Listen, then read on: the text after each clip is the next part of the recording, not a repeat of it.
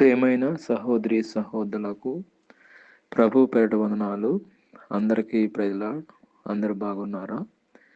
మీ అందరి గురించి ప్రార్థన చేస్తూ వస్తున్నాము. మీలో ఎవరైనా కొత్తగా ఛానల్ చూస్తున్నట్లయితే దయచేసి సబ్స్క్రైబ్ చేసుకోండి. అదేవిధంగా ఇతరులకు కూడా తెలియచేయండి.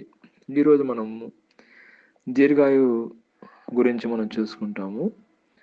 కీర్తన గ్రంథము 91వ కీర్తన 16వ వచనం. దీర్ఘాయు చేత అతనిని తృప్తిపరచుదను.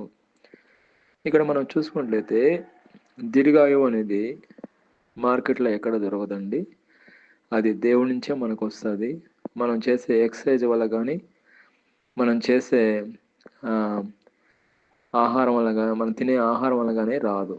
ఇక్కడ మనం చూసుకున్నట్లయితే దీర్ఘాయువు అనేది దేవుడే మనకు ఆయుష్ని ఇస్తాడు. ఆయన ఎందు మనం విశ్వాసం కలిగి ప్రార్థన చేస్తే, దీర్ఘాయు కాలం అడిగితే దేవుడు దీర్ఘాయుని ఇస్తాడు. మనం చూసుకున్నట్లయితే పూర్వకాలంలో మనుషులు ఎక్కువ కాలం జీవించినట్లు మనం చూస్తాము. పూర్వకాలంలో ఫుడ్ కూడా వాళ్ళు ఎక్కువ తీసుకునే వాళ్ళు. అదేవిధంగా పూర్వకాలంలో వాళ్ళు యాక్టివ్గా ఉండేవాళ్ళు. వాళ్ళు ప్రార్థనలో ఎక్కువ గడిపేవాళ్ళు, వాక్యంలో ఎక్కువ గడిపేవాళ్ళు. అదేవిధంగా ఇప్పుడు మనం చూసుకున్నట్లయితే బిజీ లైఫ్ అండి. ఇప్పుడున్న వాళ్ళకి వాక్యంలో కానీ, ప్రార్థనలో కానీ టైం గడపడానికి కూడా సమయం లేదండి. అంత బిజీ లైఫ్ అయిపోయింది. అందుకనే ఇప్పుడున్న వాళ్ళకి ఒకసారి కీర్తన గ్రంథము 90వ అధ్యాయం 10వ వచనం చూసినట్లయితే, మా ఆయుష్ కాలం అంతా 70 సంవత్సరములు, అధిక బలం ఉన్న ఎడల 80 సంవత్సరములు అగును. ఆయనను వాటి వైభవము ఆయాసమే దుఃఖమే అంటున్నాడు. ఎందుకని ఇట్లా చేసి అయిందంటే 70 సంవత్సరాలే ఈ కాలంలో, అధిక బలం ఉన్న 80 సంవత్సరాలు. ఇప్పుడు ఏమైపోయిందంటే 50 సంవత్సరాలు బతికితే గ్రేటు. ఎందుకని ఇట్లా అయిపోయింది? ఒకప్పుడు మీరు ఒంటరి అయిపోతారండి. బైబిల్లో ఉన్న ఆదికాండంలో మనం చూసుకున్నట్లయితే పూర్వీకులు ఎన్నో సంవత్సరాలు బతికినట్లు మనం చూస్తాము. మెతుషల 969 సంవత్సరాలు అండి, సంవత్సరాలు బతికాడు. 969 సంవత్సరాలు ఆయన బతికాడండి. అదేవిధంగా యారేదు 962 సంవత్సరాలు బతికాడు. నోహు దినములు ఆయన జీవించిన కాలం అంతా కూడా మనం లెక్క పెడితే 950 సంవత్సరాలు బతికినట్లు మనం చూస్తాం. అదేవిధంగా ఆదామును చూసినట్లయితే 930 సంవత్సరాలు ఆయన బతికినట్లు మనం చూస్తాం. షేతు చూసినట్లయితే ఆయన బతికింది అంతా 912 సంవత్సరములు.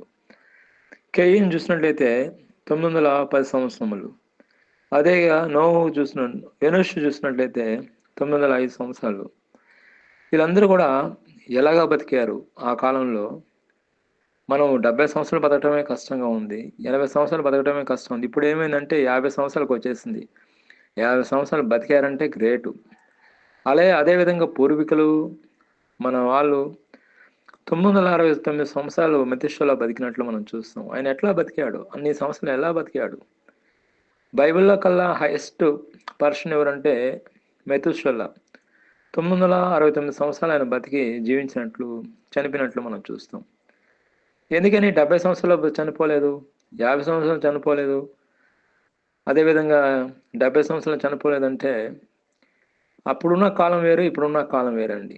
అప్పుడు ఎంతో దేవుని యందు భయభక్తి కలిగిన కాలం అది. ఇప్పుడు దేవుడు అంటే భయభక్తి కలిగిన కాలం కాదండి. ఇప్పుడు ఏంటంటే బిజీ టైం అయిపోయింది. ఇప్పుడు బిజీ లైఫ్ అయిపోయింది. దేవుడు అంటే పక్క పెట్టేస్తున్నారు ఇప్పుడు. కానీ అప్పుడైతే అట్లా కాదండి. దేవుడు అంటే భయభక్తి కలిగిన వాళ్ళు. కాబట్టి ఇప్పుడు మీకు ఇంతకుముందే ఫస్ట్ వాక్యం చెప్పాను. ఈ ఆయుష్ దీర్ఘాయు కూడా మనం మార్కెట్లో ఎక్కడికో దొరకదండి. మనకు దేవుడే అది ఇస్తాడు. అదేవిధంగా మెతుషెల కూడా 969 సంవత్సరాలు బతికాడంటే అది దేవుడిచ్చిన వరం ఆయనకి. ఆయన సంవత్సరాలు బతికాడంటే దేవుని యొక్క కృప. ఆయన అన్ని సంవత్సరాలు బతికాడంటే అది ఆయన తిండి వల్ల కాదు, కానీ ఆయన దేవుని యొక్క మహాకృప. ఆ కాలం వేరు, ఈ కాలం వేరండి. ఆ కాలం ఎంతో మంచి కాలము, ఈ కాలము ఎంతో చెడ్డకాలం అంటాం. దేవుడి వాక్యం ఉంది కదా, దినములు చెడ్డవి కనుక సమయం పోనీక సద్వినియోగం చేసుకోమన్నాడు దేవుడి వాక్యంలో నుంచి. కాబట్టి ఇప్పుడున్న కాలం వేరు, అప్పుడున్న కాలం వేరండి. అప్పుడు ఒక ప్రాంతం నుంచి ఇంకో ప్రాంతానికి నడుచుకుని పోయేవాళ్ళు. ఇప్పుడేందంటే ఒక పర్లాంగ నడవడానికి కూడా స్కూటర్లు వాడుతున్నారండి. అప్పుడు చాలా సన్నగా ఉండేవాళ్ళు. ఇప్పుడు అందరూ కూడా లావుగా ఉంటున్నారు. ఎందుకంటే పాపం బాగా విస్తరించబడిందండి. అప్పుడు పాపం అనేది విస్తరించబడలేదు కానీ దేవుని యందు భయము భక్తి కలిగిన వాళ్ళు. ఇప్పుడు మనం చూసుకున్నట్లయితే ఈ కాలంలో ఎక్కువ కాలం బతకడానికి కూడా ఎక్కువ కాలం బతకలేకపోతున్నాము. ఎందుకంటే అది ఇక్కడ చూసినట్లయితే 91 కీర్తన 10వ వచనం చూసినట్లయితే మా ఆయుష్కాలం అంతయు 70 సంవత్సరములు, అధిక బలం ఉన్న ఎడల 80 సంవత్సరములు అయినను వాటి వైభవము ఆయాసమే దుఃఖం అంటున్నాడు. ఆయాసమే దుఃఖం అంటున్నాడు. పూర్వకాలంలో మనుషులు ఎట్లా అనలేదండి. ఇప్పుడున్న జనరేషన్లో ఆయాసం దుఃఖమే అంటున్నాడు. కాబట్టి దేవుడికి మనం స్థానం ఇస్తే, దేవుడికి మనం విలువిస్తే, దేవుడు తప్పకుండా ఆ దుఃఖాన్ని ఆయాసాన్ని తీసేసి దేవుడు ఆయుష్ను పొడిగించి ఆయనకి లైఫ్ లాంగ్ అనే ఆ వరాన్ని మనకి ఇస్తాడు. దేవుడి వాక్యం దీవించిన గాక. ఆమెన్.